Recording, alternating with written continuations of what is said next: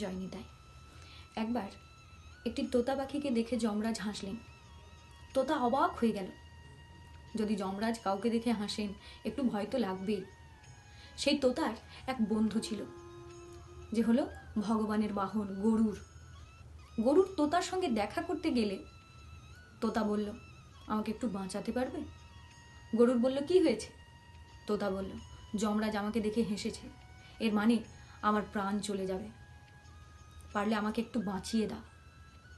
গরুর বললেন, তুমি আমার কাঁধে চড়ে বসো, আমি এমন একটা জায়গায় নিয়ে যাব যেখানে যমরাজ তো দূরের কথা, তার বাবাও পর্যন্ত খোঁজ পাবে না।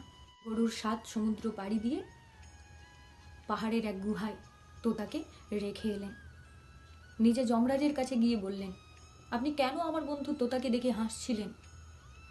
যমরাজ বললেন, আমি তার দিকে তাকিয়ে হাসছিলাম, তার কারণ হচ্ছে আমি ভাবছিলাম যে সে এখন গাছের ডালে বসে আছে, কিন্তু কিছুক্ষণের মধ্যে 7 সমুদ্র পার করে দূরের এক গুহায় একটি বিড়াল তাকে খেয়ে ফেলবে, তখন সে মারা যাবে।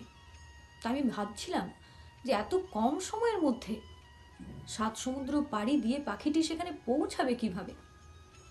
তাহলে কি বুঝলেন?